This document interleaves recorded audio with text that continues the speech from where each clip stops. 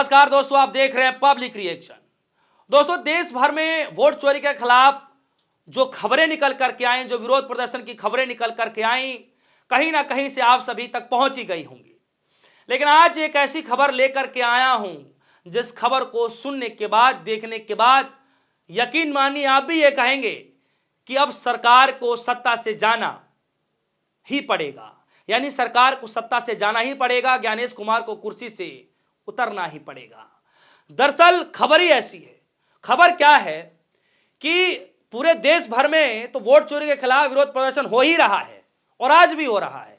लेकिन आज ये लड़ाई, वोट चोरी की लड़ाई पंजाब पहुंच चुकी है। पंजाब के लोग जिंदा कौम कहे जाते हैं। इस धरती पर, इस देश में अगर कोई जिंदा कौम है तो पंजाब के लोग ही माने जाते हैं और पंजाबी ही माने जाते हैं कि भैया जिंदा कौम है, जो बात कहते हैं डंके की चोट पर कहते हैं और करके रहते हैं। और इसीलिए ये लड़ाई पंजाब पहुंच चुकी है और पंजाब के लोग, ये तस्वीरें देखिए, आज सड़क पर उतरकर जिस तरीके से भारी विरोध प्रदर्शन कर रहे हैं, अपने आप में ऐतिहासिक है। क्योंकि पहली बार वोट चोरी के खिलाफ पंजाब में लड़ाई लड़ी जा रही है, यानी अब पंजाब से भी इस लड़ाई की शुरुआत हो चुकी है। तस्वीरें देखिए, बीच में बैरिकेडिंग है, बैरिकेडिंग के इधर पुलिस प्रशासन और बैरिकेडिंग के उधर पंजाब के लोग, पंजाब के युवा साथी, हर वर्ग के लोग सड़कों पर उतर चुके हैं ज्ञानेश कुमार के खिलाफ, मोदी सरकार के खिलाफ। जरा सुनिए इस वीडियो में क्या कुछ कहा जा रहा है, उसके बाद मैं आगे इस खबर पर आता हूं। केंद्र सरकार मुर्दाबाद। बीजेपी वालों को पता चल चुका है कि अब उन्होंने एक एजेंट इलेक्शन कमिश्नर बनाया है, हमारे इलेक्शन कमीशन का। इसका नाम गणेश है। वो गणेश जो है बैकडोर एंट्री से, वो गणेश बैकडोर एंट्री से देश का इलेक्शन कमिश्नर बनता है।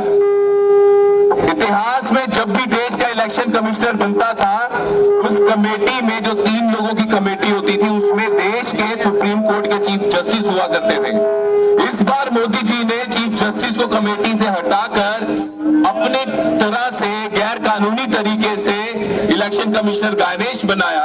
और वो जो गणेश है, जो गलत तरीके से इलेक्शन कमिश्नर बना है, वो गलत तरीके से बीजेपी की मदद कर रहा है। अब गणेश का काम ये नहीं है कि किस तरह से चुनाव बिल्कुल सही तरीके से बिना किसी खराबी के देश में हो। अब गणेश का काम ये है कि किस तरह से मोदी जी की सरकार सत्ता में रहे, मोदी जी की सरकार अलग अलग राज्यों में सत्ता में रहे, उनकी सेवा करने का काम ये इलेक्शन कमिश्नर कर रहा है। और यही कारण है, आप अगर चाहते हैं पंजाब यूनिवर्सिटी से पंजाबियत खत्म ना हो, फिर भी ये करना चाहते हैं, इसका मतलब ये जानते हैं पंजाब के युवा इनको वोट दे या ना दे, ये वोट चोरी करके सरकार बनाएंगे। लेकिन इनकी चोरी अब हम लोगों ने पकड़ लिया है, राहुल गांधी जी ने सबूतों के साथ पकड़ लिया है। और ये हल्ला गुल्ला और ये हल्ले से आज हम चलेंगे, आज यहाँ कूच करेंगे, बीजेपी के गवर्नर तक की कूच करेंगे और उनको ये बताएंगे कि ये जो वोट चोरी का खेल नरेंद्र मोदी खेल रहे हैं, ये खेल इनको नहीं खेलने देंगे।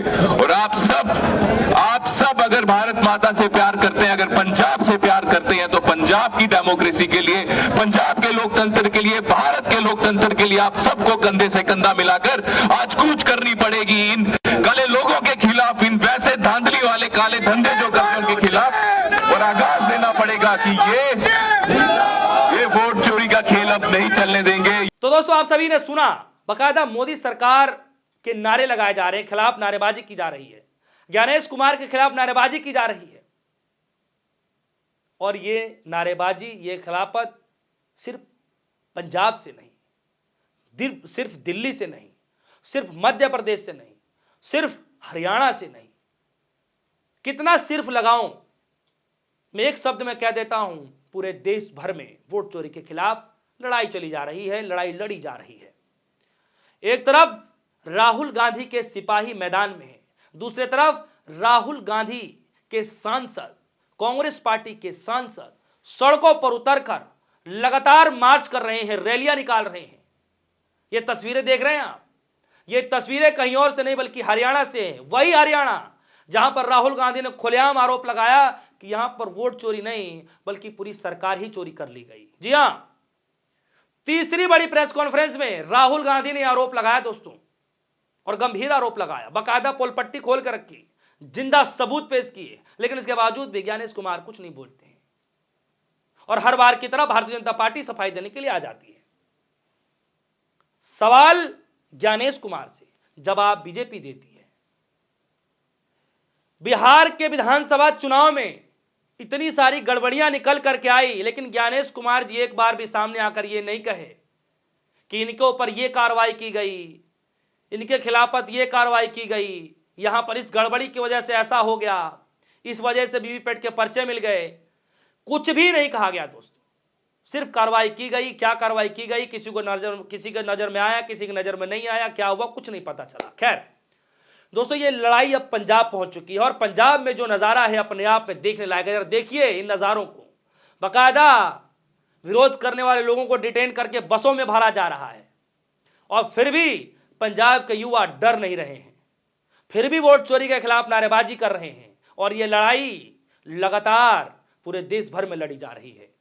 राहुल गांधी एक तरफ पूरी तैयारियां कर चुके हैं, ऐसा प्रतीत हो रहा है जैसे ज्ञानेश कुमार को कुर्सी से उतारने की पूरी प्लानिंग, पूरी स्क्रिप्ट लिख चुके हैं कि किस तरीके से कब कब कहां कहां कैसे विरोध किया जाएगा। और इसकी शुरुआत कहीं और से नहीं बल्कि दिल्ली के रामलीला मैदान से 14 दिसंबर को होने जा रहा है। दोस्तों, वोट चोर गद्दी छोड़ के नारों के साथ ज्ञानेश कुमार के खिलाफ, एसआईआर की प्रक्रिया के खिलाफ, मोदी सरकार के खिलाफ मोर्चेबंदी खुद दिल्ली के रामलीला मैदान में राहुल गांधी जी करने जा रहे हैं। और ऐसा अपने आप में बड़ा ऐतिहासिक होने जा रहा है क्योंकि आज तक कभी भी इतिहास में किसी मुख्य चुनाव आयुक्त के खिलाफ इतना बड़ा विरोध प्रदर्शन नहीं हुआ जो राहुल गांधी 14 दिसंबर को करने जा रहे हैं। पंजाब तक ये लड़ाई पहुंच चुकी है और मत भूलिए कि कुछ दिन पहले ही पंजाब में 27 लाख लोगों के नाम पर सिग्नेचर कैंपेन चलाया जाता है दोस्तों, और उसमें 27 लाख लोग फॉर्म भरते हैं और वो फॉर्म बाकायदा दिल्ली लाया जाता है और बताया जाता है कि जिस दिन 14 दिसंबर को भारी विरोध प्रदर्शन किया जाएगा, शाम को महामहिम राष्ट्रपति जी के पास यह पूरा चिट्ठा पर्चा मेमोरेंडम पहुंचा दिया जाएगा। जी हां, यानी यह मामला राष्ट्रपति तक भी पहुंचा दिया जाएगा। दोस्तों, ये चल रहा है पूरे देश के अंदर में। दिल्ली के अंदर में आज खुलासा हुआ है कि एक वोटर है और 91 जगह फोटो है उसके वोटर लिस्ट में। कितनी गड़बड़ियां आ रही हैं। लेटर लिखा जा चुका है, चुनाव आयोग के पास लेटर भेजा जा चुका है, लेकिन जवाब कार्रवाई कोई नहीं हो रही है। राहुल गांधी के पास 1 2 3 नहीं दोस्तों, कई सारे सबूत राहुल गांधी के हाथ लग चुके हैं। लेकिन अब लड़ाई सिर्फ सीट पर बैठ करके नहीं, सिर्फ प्रेस कॉन्फ्रेंस करने से नहीं, बल्कि ये लड़ाई अब दिल्ली के रामलीला मैदान में लाखों की संख्या के सामने राहुल गांधी जी करने वाले हैं। दोस्तों, इस खबर पर आपकी क्या राय है? वीडियो कमेंट सेक्शन में जाएगा, अपनी राय रखिएगा। फिलहाल के लिए दीजिए इजाजत, देखते रहिए पब्लिक रिएक्शन। धन्यवाद।